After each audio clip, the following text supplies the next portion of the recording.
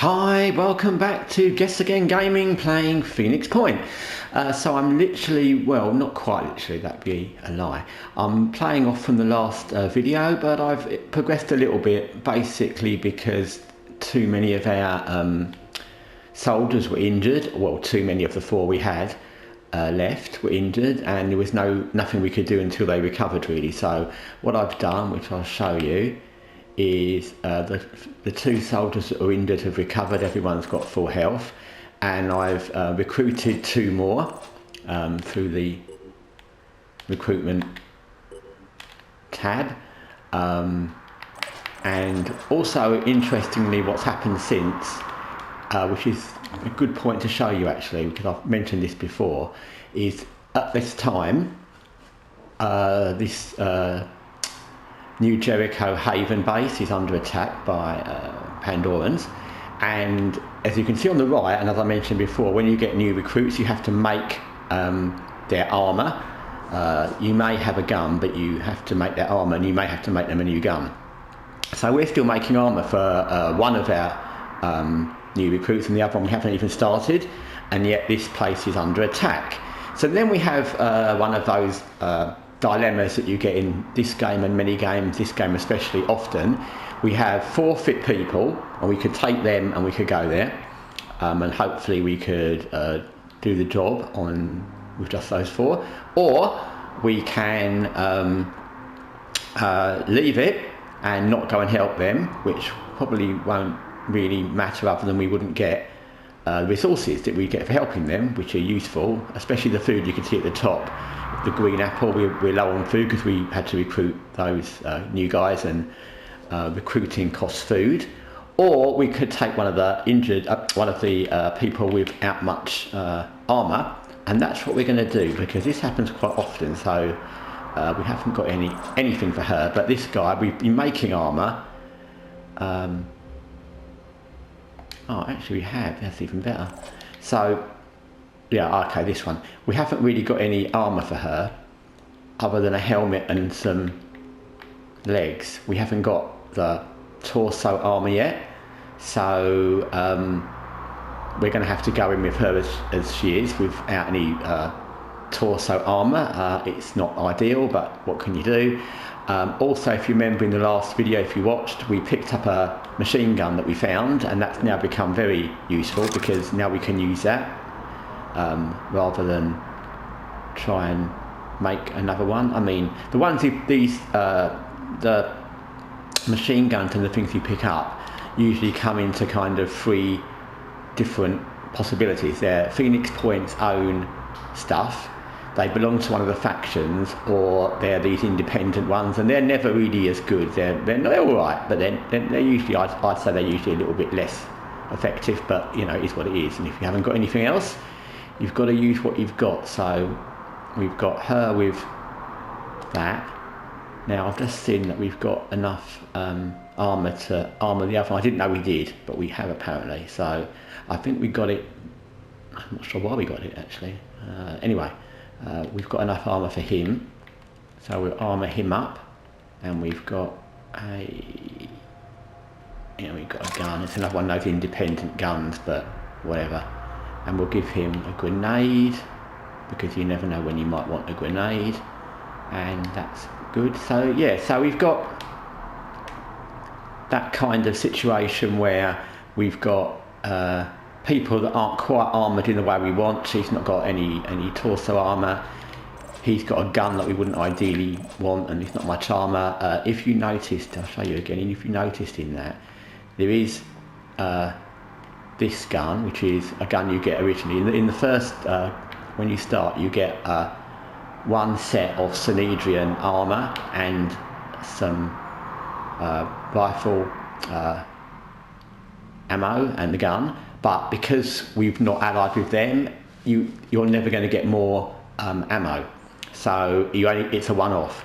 So if we did use that gun on this mission, which is early on, we will not be able to get back that ammo, and at a certain point we'll just run out of ammo. Later on, you may find some in a Synedrian Haven if you go and help them, or you may ally with them, or they may give you the tech, or you can steal the tech. But right now I think keeping that for a more important mission later is better than using it, so we're not going to use that, so that's why I didn't use that. Anyway, so there you go. Now we've actually got 6 people, albeit some of them have not got exactly what we want them to have to go, and that's the most you can have in this Manticore, which is the aircraft you start with, starting missions in Phoenix Point. You can get others when you research tech from other factions, but that's what we've got now. So we're going to go and do that mission. Well, another thing I wanted to show you before I forget is another thing it asks you often, and this is our base. I don't think I've shown you this before. And you get, like with any game, turn-based, you get building slots where you can build new things, and there you can build what you want. And you can see you need power, and our power is 11 out of 20. So we've still got a lot of power to cope with whatever we build. Then you can build the things that are there. You can research different things later on. There's a cybernetics lab, there's a containment facility for Pandorans if you capture them. There's other things you can build. So you don't necessarily want to be filling, and especially when you've only got one base at the beginning, you don't necessarily want to be filling up just for the sake of it. Fabrication plant, you could have more than one because then it'll make things quicker. You don't need more than one lift. Store, again, you can store more stuff. Medical bay, it's good, but we've already got one.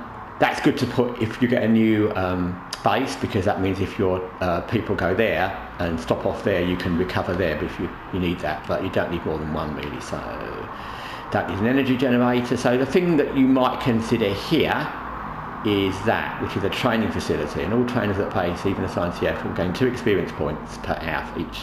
So that's good because it gives us extra points for basically not doing much. And as you can see from the requirements and materials, which is the orange little icon, second along the top of the screen, we've got quite a lot of materials, so we'll definitely be building that because we've got materials, and that's the only thing we haven't really got here that we definitely would like. The other things we can make duplicates of, but yeah. So anyway, that's another thing to consider. But like I said, until you get more than one base, always leave at least a slot, because there are a couple of things that don't come up in the initial things you can build that you will want to be investing in, I'm sure. So we'll go to there and we'll do this. There you go. Attacking strength is 7. There's the rewards you get at the bottom. The food is the one we'd have liked to be more, but it's not, so it is what it is. And yeah, it is what it is, so let's go and do it. There's Pandorans here, we know. I'm guessing because of what happened in the last couple of playthroughs, where Pandorans have upgraded their gun arm things. There will be armed Pandorans, and that will be a good thing to see. And like I said many times already, the Pandorans upgrade quite often, and not just that, these new types often. And some of the new types are quite, for want of a better term, disturbing and scary. There's some very large ones that jump big distances. These things that fire, I've told you before, that fire worms out. They're hard to kill. They're like a kind of base thing that doesn't do much on its own, but it fires out them. These other things, they not only upgrade the ones they've already got, quite a lot actually, but also these often completely new things. Sometimes these things you'll literally think you're not ready to fight that. I can't remember what it is. There's a thing that comes a lot later that's huge, and you really have to kind of avoid those unless you've really got to a point where you can deal with it, because it's almost impossible to kill. Like I said, this is a game that, unlike XCOM, would be the absolute obvious example. I always find XCOM, the more you play, the longer you're into a playthrough. Because of the tech and the way the armoured suits level up, and you've got the stealth suits that have the thing where they can run through walls, and then you've got the thing with the grapples, and you've got different kind of weapons and grenades and different ammos, and all your people can get weapon slots on their things, and they can level up, especially in War of the Chosen, where they can get extra training points on different abilities. I find that the more you play, the longer you play into it, the easier it gets. because your weaponry and your armour and your skills will end up outweighing the amount the advent and the aliens can improve. But in this, it's, I would say, almost the opposite. It's very, very, very hard, and I've played this a lot. It's very hard to ever get your squad and your people to a level that's as good as some of the enemies. You can still win. It doesn't mean you can't win. It's not elements-based stroke DEFCON where it's impossible, but you will never get to a point where you've got a breeze. And you know, sometimes in XCOM you can kind of go in with 6 colonels who have all upgraded stealth suits and all manner of additional training and everything, and you can pretty much breeze it, even if they've got sector pods and Andromedons and everything. But you'll never get missions like that in this. There's never a mission where it's easy. Whatever you've got, they've always got an equal or better upgrade, shall we say. So anyway, here we are. You can see already there's something over there because it will tell you that there's something you can shoot. That's the person with the machine gun, and machine guns, like all heavy things in this, are not very long range, so there's not much point in putting that one there. So we'll see, we've got a sniper, and of course the sniper's the person that's furthest back who can't go there. So okay, we'll go there and we'll see what we can shoot. Okay, so we've got this. I'm going to guess we can shoot that because it's behind some foliage. One of the things it's definitely worth adding when you get things you can add onto your soldiers and upgrades in the training enhancements is a thing where they inflict poison damage on people with their weapons, because that can be really useful, because some of these things are hard to kill, and it means that even if you hit them slightly, they'll be poisoned, and the poison damage will do damage over time, and that can be very, very useful. As equally, it can be very bad when it happens to you. So this person, I don't think they're going to get any good shot on that from there, so we might as well run to there. Because as I said, heavies need to be near, and you need to sort of position them in advance. So we've got one of our assaults.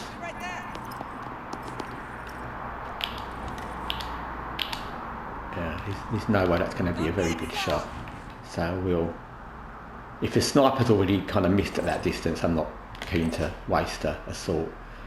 He's got an assault kind of gun. We'll put him there. It's always that choice between kind of waiting back and having Overwatch or moving people in, and I think looking at the fact there's only one of them at the moment, we might as well move our people in a bit, especially the heavies, because if they don't move in, they just end up too far back to do any good. And that's an assault, so we'll put that one on Overwatch. A few Overwatches and a few people moved in, and that will be the end of our turn, other than that person who can move a bit, but they're in cover, so we don't want them to. So oh, you see on the right there, that little, Troy's shown you before, that little picture of a person running in that yellow box. That's the escape zone. Sometimes there's more than one, and if it's near you, or if you end up near it, that can be worth noting. One, because sometimes you have to exit through that. In this mission, we won't need to. In these faction-based saving missions, you don't need to exit. But sometimes you'll need to... sometimes, oh, we hit him a bit. Sometimes you'll need to, and there you see, you've got one with a gun, so straight away. Sometimes you'll need to exit, but more to the point, in these missions, you'll need, if someone gets shot up, one of your soldiers, and they're beyond kind of help, which means either they haven't got medical kits and they're dying, or their weapons destroyed and they can't really do much, you might want to evacuate them, because there's no point in having someone hang around for the sake of just dying, basically. So you'll see those civilians, which they are, in those blue circles, and as I said before once, I think, in any mission, especially faction missions, when you're trying to save a faction base, you'll be able to, I think there's one there actually, I can't tell who that is. Anyway, you'll be able to, that's a civilian, you'll be able to utilise faction soldiers. If they're in a blue circle, you can run into the blue circle and you can take control of them. And in this mission, you can see in the top left, sometimes these faction based missions are protect the equipment. This one's keep the civilians alive, and you only need to keep one alive. So you can obviously, you know, ideally you want to save them all, or you get slightly more points at the end if you save more. Yeah, we know they've got machine guns. I said that, so good. Like I said, this game's good at telling you stuff. So we'll just go there and do an Overwatch. But until you've got one, it's always good to make sure you get somebody, because you don't know what's going to happen. So although it's a bit risky to move that heavy there, and it's not where I ideally want to go, it means that we can evacuate civilian. And once you've got one civilian, you're good. It's a bit like the mission in, there's a new Jericho Heavy, and we can take control of their soldiers, so that's even better. That works out very well. And I thought there was 2 people there, but they were, one's a soldier and one's a civilian. It's a bit like the mission in, there's a real point zone. You will find it sometimes, and that's great. If you don't find it, don't stress. I mean, I find them and that's like a bonus, but sometimes you won't. I think the one, it's that thing there where it's got like a square around it, and it's good to find, but you don't want to get killed finding it. So there's another New Jericho person there which we might use as well. So it can be very, very useful to get faction soldiers on your control, because early on, or any time actually, because like I said, you never get overwhelming odds of favour in this game. It can be really beneficial to have extra troops, and that's how you get extra troops. So I don't quite know who he's going to shoot, but let's see. Let's have a look. Sure thing. I think we'd rather Overwatch that one.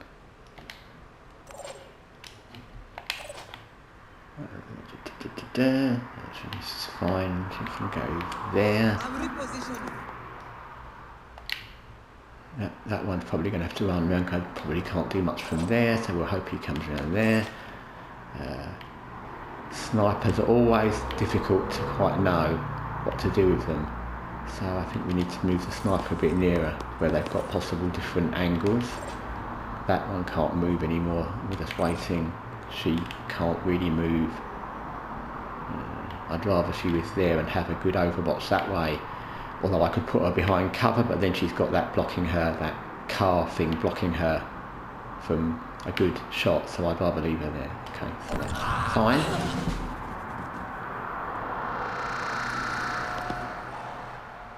And they shoot independently, the faction soldiers, but obviously they do their own thing, and sometimes actually they will kill Pandorans without your help, and that can be very good. And sometimes they'll act as targets. So for example, there's 2 there, and they're going to be trying to shoot those Pandorans, and there's quite a lot in that area, so that will distract those Pandorans, and they'll be trying to kill these civilians, and those 2 New Jericho faction soldiers rather than our guys. So sometimes it's good to have them just running around. It depends. Every layout and mission is different, and it depends kind of what you want.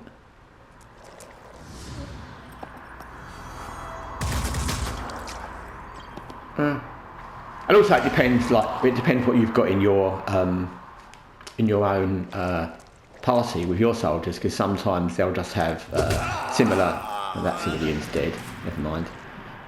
As I said, in all these games, it's like Element Space and XCOM, where the civilians just stand there and wave their hands in the air, and you think, well, you know, if that's what you're going to do, then I'm not going to feel really guilty about you dying, because you just stood there. No survival instinct at all.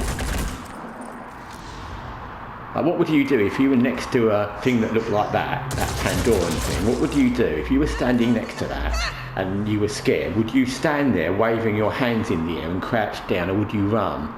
Even if you wouldn't try and fight it, because okay, I agree, maybe you would think you can't kill it. Stand there, it would be ridiculous. So, oh great, we shot the wall. And you can see, like, them having guns is a totally different problem to them having lots of melee, because when they've got guns, they can shoot you from distance, and before we were dealing with melee. So, okay, we're going to use that.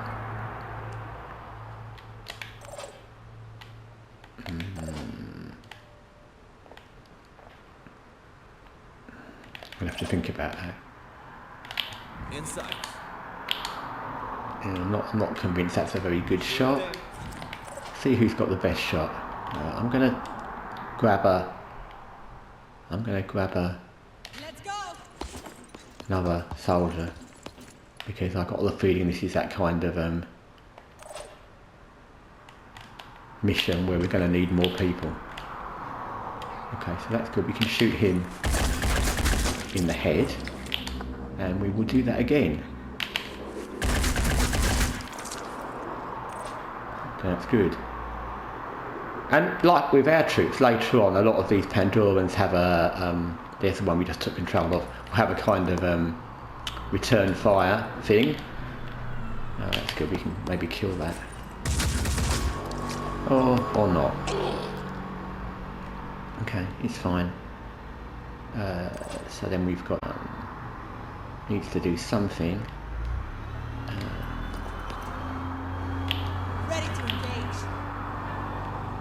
Yeah, and like I said before, you can easily shoot your own people, and especially heavies, their guns aren't very directional, so it's easy. You can see it says warning, you can easily shoot your own person, so we won't do that. We will overwatch that way, and maybe that one will come round, because you can actually kill your own people. I've done that. Accidentally, I've overwatched somewhere and someone shot somebody from behind one of ours and killed them, which is really not what you want. I'm going to try and finish somebody off a bit, because we need to is that dead? That's dead. Okay, that's good. And also that demonstrates another thing. So they panic, just like ours do, and like in other games, this panic, and it doesn't just apply to our guys, it applies to them. So they panic, and then you can see when they panic, they'll automatically run away, and they'll hide, and no doubt they'll put their hands, or whatever they use for hands, in the air and crouch down like the civilians do.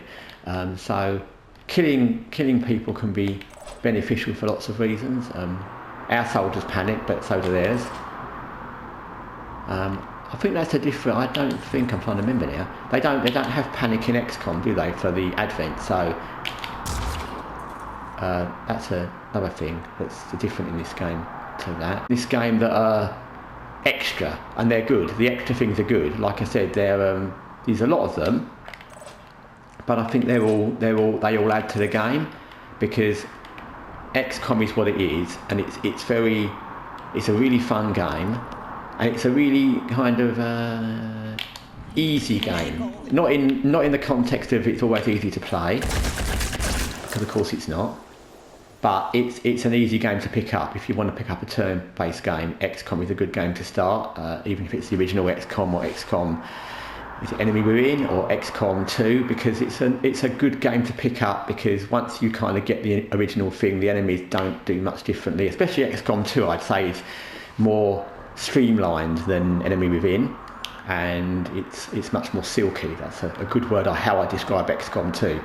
But it's not complicated once you know what it's doing. This is much more complicated. There's much more things that the enemies can do to you that you do to the enemies. They upgrade much more. You're equipping each individual soldier, each individual item, each individual piece of armour, and that is very different to XCOM. It's not better or worse, but it makes it different. And like I said, all games can't be XCOM, and this game's not trying to be. it's a different thing, and it's a good thing. It's fun, just more complex. So I think we've done everything we can do. Yeah.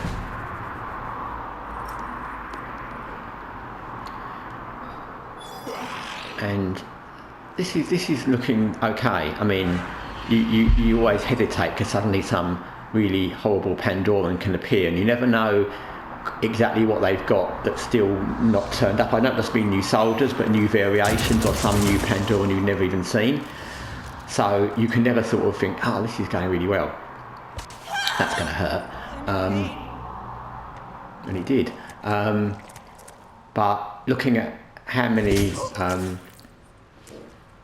New Jericho soldiers there are, we've already got control of 2, although that one's getting killed, and we've killed a few Pandorans. It's good, and a few panicked, which is good. Okay, that one's going to shoot. That's the one that's not in our control, but it doesn't matter because they killed that one a lot, and that's very good. That's fine because we did much more damage to them. Yeah, okay, so this is good. So we might as well just shoot that guy in the head, like that, and then we'll shoot that one in the head. Because there's no benefit really to being careful with the soldiers you've taken control of. You don't get to keep them at the end. They don't turn around and join your faction or anything. So if they get killed, if you're risking anyone, risk them. Because we're gonna just go for it. Great. So this one, we'll put them on Overwatch in case anyone decides to come round there. I think there's still more around the other side of that building. Move that one in a bit. I'm noticing that one in the middle of our soldiers is pretty... This one is not doing well. He's going to have to use a medical kit or evacuate. We'll move him to here. So we can maybe flank somebody around there, because there is somebody around there. Over there he is. I'm not sure if it's a he or a she, but whatever it is. And we've got this one. See if we can actually shoot anybody directly. Probably not. But I think if we put that there, a heavy, then if that Pandoran comes through there, we can kill it. This has got no more. He's got a shot on something. Yeah. Okay. Take it. Oh, we killed that. Even better. Even better. And we'll over what's there because you know there's somebody around there. Okay.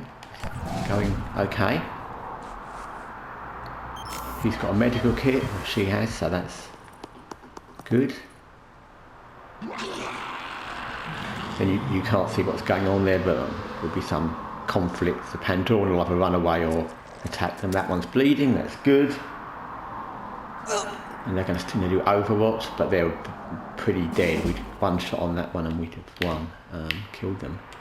Can we get a shot from there? Not quite, but as it's the soldier we got for free, we might as well just be cavalier and go in there and maybe we can get them. This person's gonna...